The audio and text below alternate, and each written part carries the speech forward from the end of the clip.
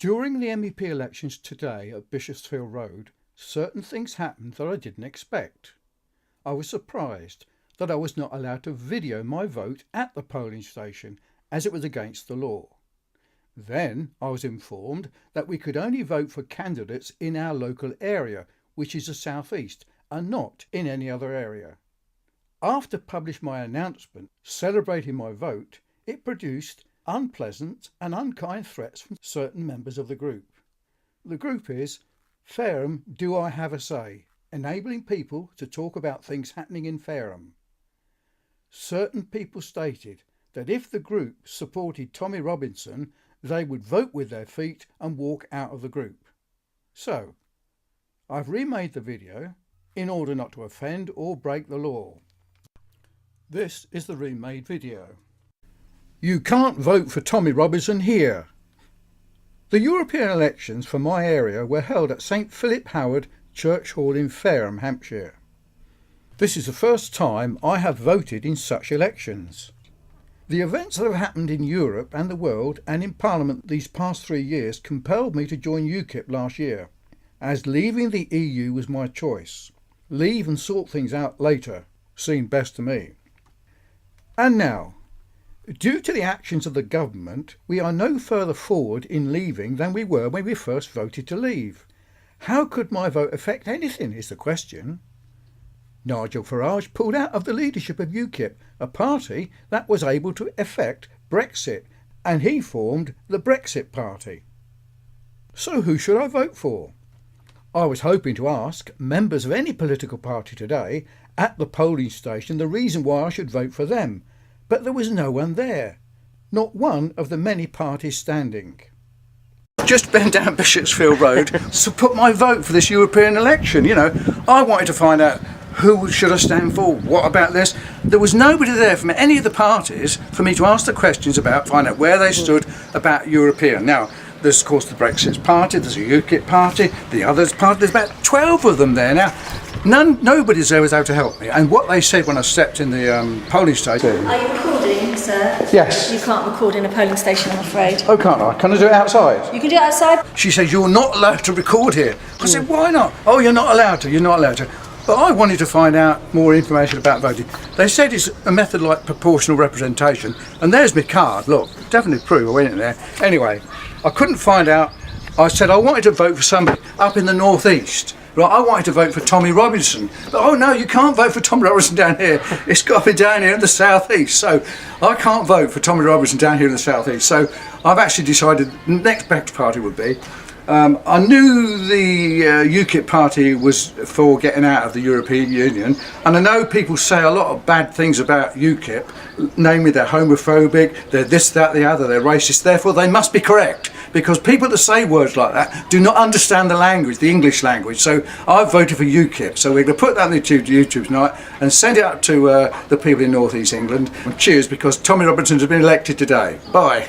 David Cameron set up a government task force to combat and stop Islamic extremism.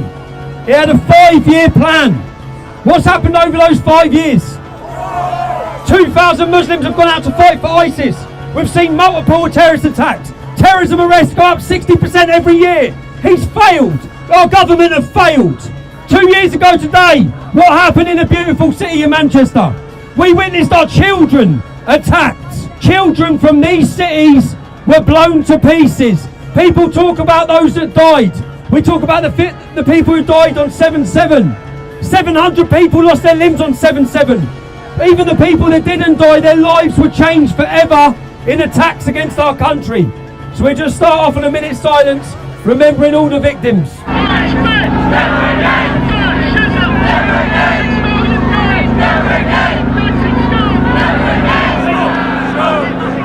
During the minute's silence, I heard their screams. I heard their screams of never again, never again. Never again, never again. They're on about the Holocaust. The visible Jews over here are standing with us. The Jews don't stand with Labour anymore. You're anti-Semitic. It's you that's anti-Semitic. I'm a proud. They're shouting never again. The Star of David flies in our crowd. There's no Star of David flying in yours. We are the proud. I proudly stand with Israel. When we win tomorrow, with your help, we send a message to working class people across this country that we can do it. Right now, to invite onto the stage the man behind Brexit and a man who led brilliantly the United Kingdom Independence Party in this fight and won despite all odds, despite horrible name-calling, despite so many obstacles. Ladies and gentlemen, Mr. Nigel Farage.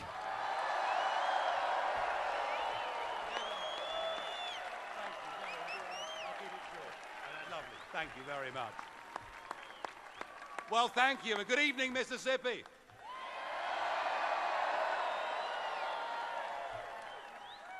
I come to you from the United Kingdom with a message of hope and a message of optimism.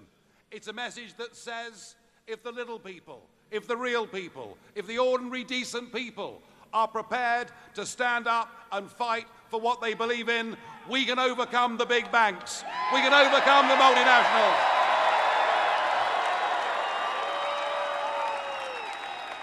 And we did it. We made June the 23rd our Independence Day when we smashed the establishment. And we did it. Everybody said we'd lose. And what did we see? We saw experts from all over the world. We saw the International Monetary Fund. We saw Moody's. We saw Standard & Poor's. We saw global leaders giving us Project Fear, telling us that if we voted not to be run by a bunch of unelected old men in Brussels, yeah, well, it's okay. They don't like me either, so it doesn't really matter, does it?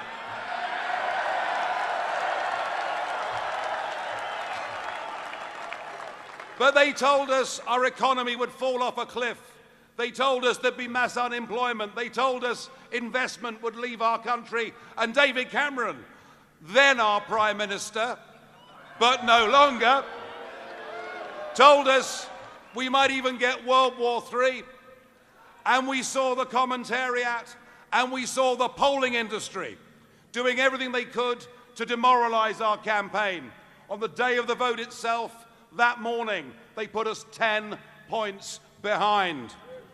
And actually, they were all wrong. And they were wrong because what the Brexit campaign did is we reached those people who've been let down by modern global corporatism. We reached those people.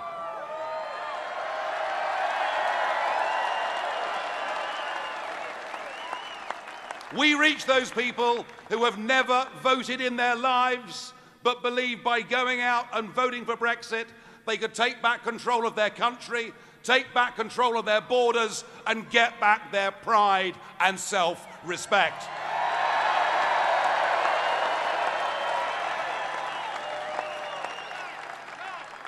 Now, the big card the Prime Minister decided to play in the referendum is he got a foreign visitor to come to London to talk to us. Yes, we were visited by one Barack Obama.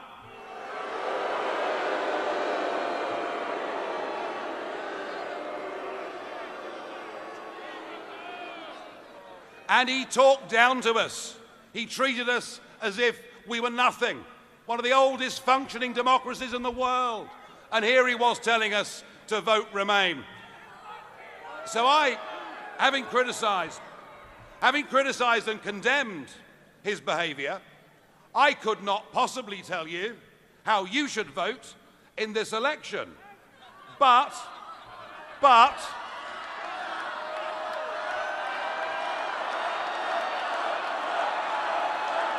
you know, I get it, I'm hearing you. But I will say this, if I was an American citizen, I wouldn't vote for Hillary Clinton if you paid me.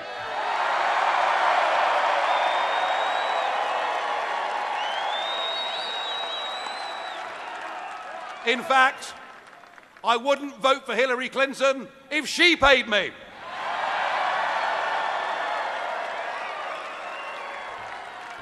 Folks, the message is clear. The parallels are there. There are millions of ordinary Americans who've been let down, who've had a bad time, who feel the political class in Washington are detached from them, who feel so many of their representatives are politically correct parts of that liberal media elite. They feel people aren't standing up for them, and they've actually, in many cases, given up on the whole electoral process. And I think that you have a fantastic opportunity here with this campaign.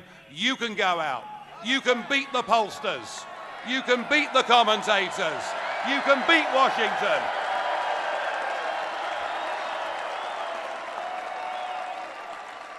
And you'll do it by doing what we did for Brexit in Britain. We had our own People's Army.